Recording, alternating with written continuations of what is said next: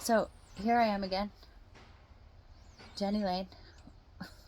I've chosen the time of day where the sun is in my eyes, and it's cold today. It's December of 2023, but this is the quietest spot in the house right now. On the back porch with the louvered windows in the white wicker chair, and someone is building a house on a parallel street. It is a little cold. I got my winter jacket on. And I thought I'd read you the piece that I just wrote about our wants and tending to our wants in life. So it'll be a little hammer time, but it's also reading time, maybe sunglasses time, but I also hear the wind chimes. So if you need to stop and focus, you can center to your heart and have no judgment about the hammer noises or the wind chime noises. They're just noises. Okay? Okay. There we go.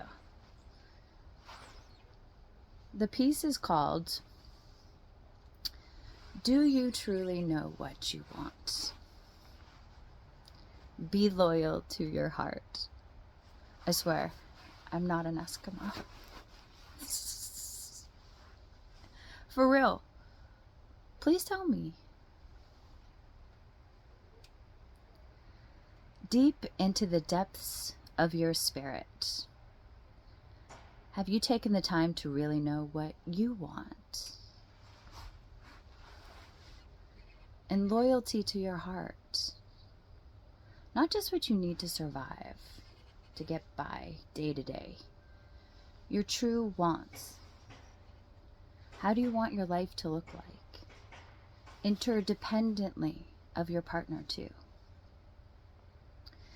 If you're single, so happy with just being you and just being with you and want real love, what does your want of real love with another look like? What does real love for yourself look like? Granted, you don't have to be as detailed about what color undies they wear. For yourself, great. But what is your vision? Do you even envision?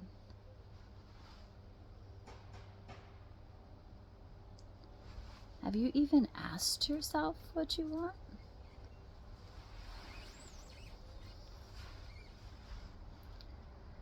Are your present wants truly congruent with your inner peace, your heart, your true self? Are they even your wants or someone else's? Picture it all in your mind. Write it into existence. Know it.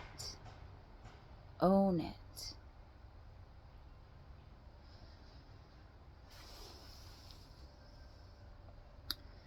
Too often, we not only neglect our needs,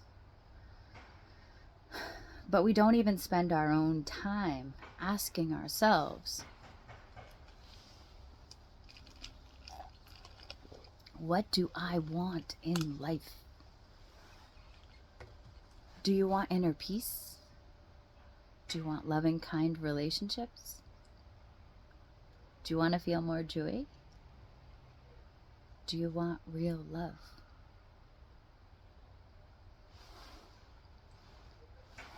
You have got to know this. Start here. or not. It's all up to you to make yourself, no one else. See, the thing is, if you are completely oblivious to your wants and are also a people pleaser, your life will mold around what other people think you need or want. Or even more out there, what you think someone else wants for your life. And sometimes that's only guessing. Or what others tell you that you'd be good at in life. I did it with my parents. There was no option not to get a higher education. They're teachers. I have a BA in English and multiple age-level teacher licenses. My father's motto, knowledge is power. I knew my dream. I know my dream. Be a writer, be an artist, be a performer, an entertainer, a joy creator. They also know my dream. And they knew it. I voiced it. And I knew what I wanted. But I adjusted my behavior to suit their fears of the poor artist trope and their disappointment in molding my whole 20s. But at the end of every one of those days, that was on me. I gave decades of my life to someone else's expectations. Not just my parents, but with exes too. I did. And although I'm pretty good at finding the good in situations, the undercurrent of my being was being pulled in a direction where I was constantly feeling askew, out of alignment with not only my needs, but my wants. I taught on and off in various roles for 20 years. 20 years, on and off. Went halfway through my master's in education, but I would step back and be a dog walker, a Harley Davidson sales girl. Yes, I can ride a motorcycle. A waitress. A mortgage company secretary. That one really sucked because I have dyscalculia. Which is when you're basically dyslexic with numbers and you have problems with spatial relations and left and right, and they had me posting the mortgage rates every morning on the website. And there was definitely one time where I flipped the numbers. Whoops. I was a retail clerk too. There's a ton more other things that I did besides teaching. But I didn't really perform. I didn't really make art. And I was writing, but just for me, just for my own sanity. Sure, my ADHD didn't help shit. But the 3 long happies in my life, writing and art and performing, went way back into the dusty corners of my existence. And I was not being true to myself. Not fully. I was me through and through. I like me. I love me. I think I'm pretty cool. Sometimes. Yeah, I am. But being true to my purpose, what I feel I'm here on earth for, no. I've always written from a smile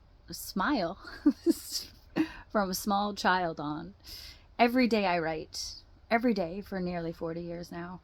It's my solace, my haven, my thoughts on a page, a place for my existence outside of my existence. My family would read my musings. I'd write Instagram thoughts, Facebook rambles. But writing for the world, never mind writing for the world and supporting myself, you might as well ask me if I wanted to start a new colony on the moon by myself. All on my own. Doing it all on my own. Not being on the moon by myself. Because that I think I'm a fun person, but I wouldn't want to be just with myself all the time. That'd get boring. I don't really get bored, but being by myself with my own thoughts, I like being around other people. Okay, focus, Jenny. Well, excuse me. The whole thing just seemed impossible. I'm not editing any of this stuff either. I got better things to do. Some days it still does seem impossible, but here I am. I'm doing it. And that makes me feel sad and angry that I did that. Sangry.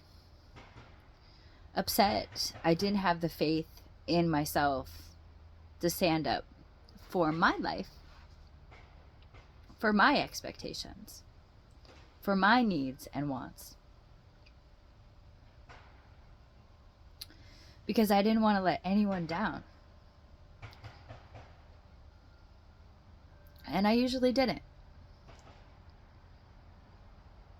Everyone else's needs and wants were well cared for.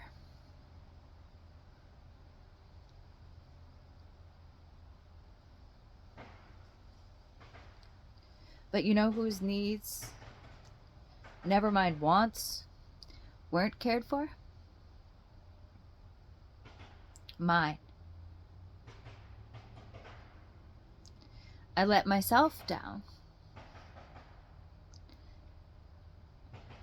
And no one really knew I was withering,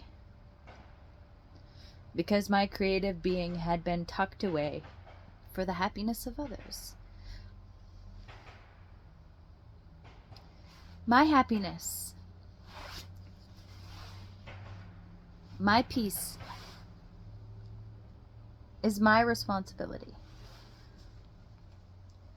If I neglect joy and inner peace, that's fucking selfish of me.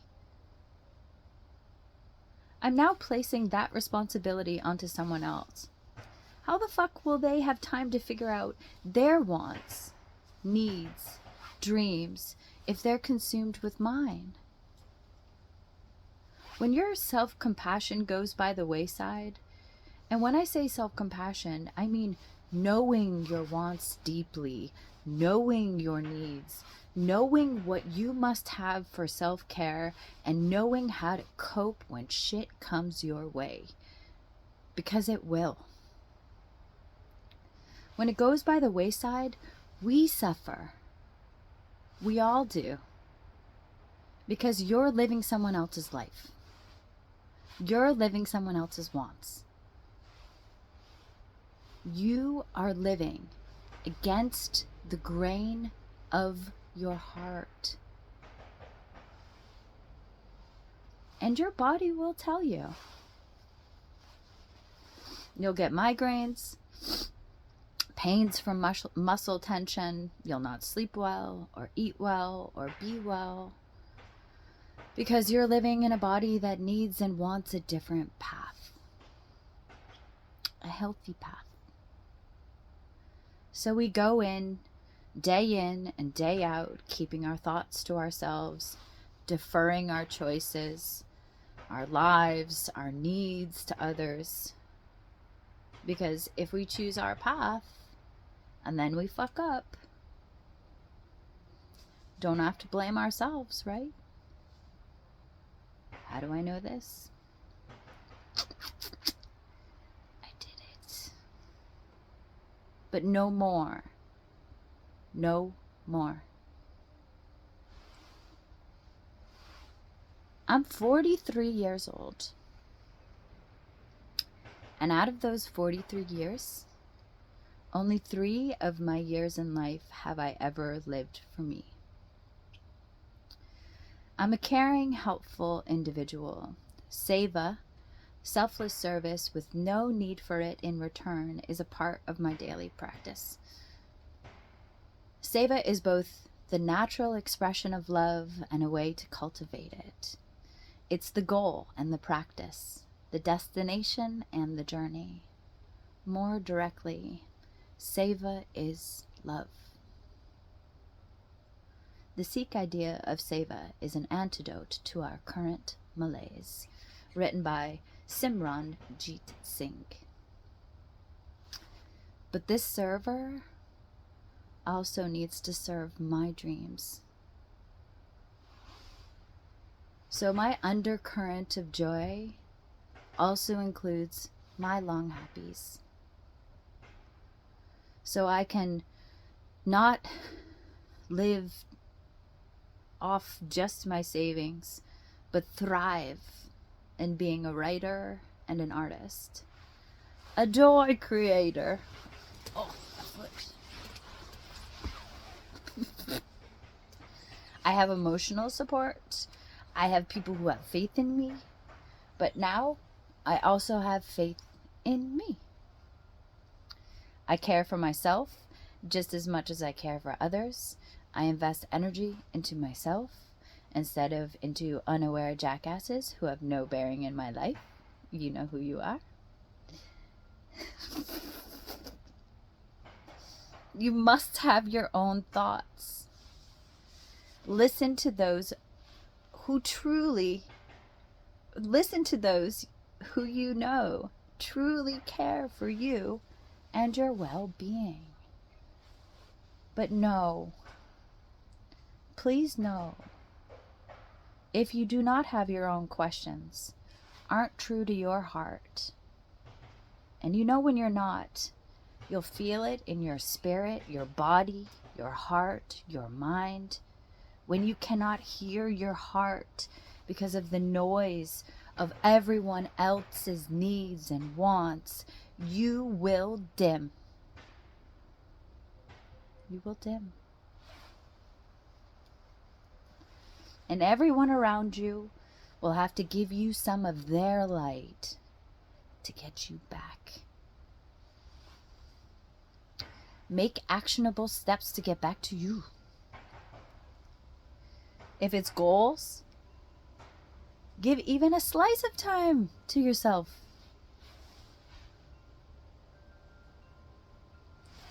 You are worthy of your precious time. You are worthy of your care.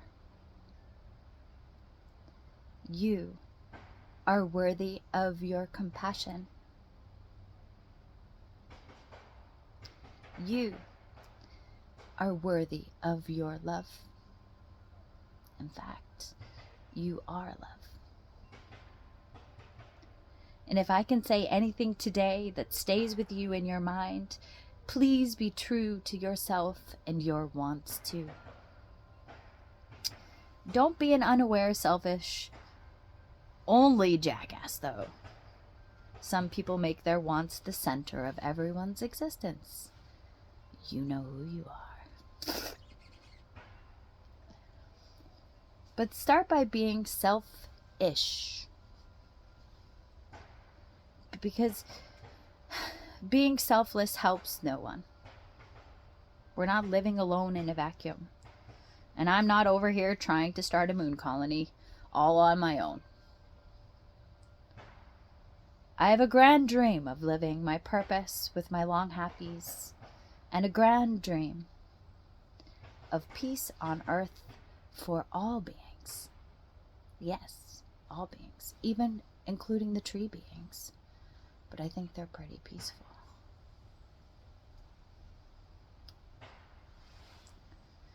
Right now, in knowing my wants, I can live my dream in a way I am sure my future self will be proud of me. My dream of writing and arting to help people however I can also means I'm helping me too. And acceptance of any help which may be gifted to me. The same way I offer this care, this love, this help to others, I too am deserving of. Now I can live for my dreams too.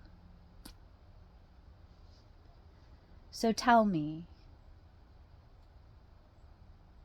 what do you deeply want for you to be true to you? Please, think about it. For the sake of all our peace.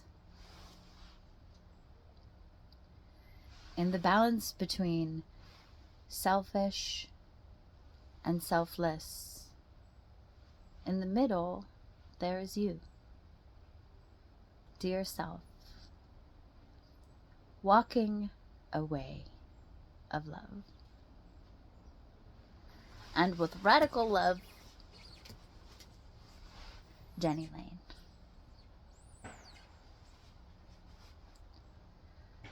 It is said that the boldest thing you can do is think for yourself.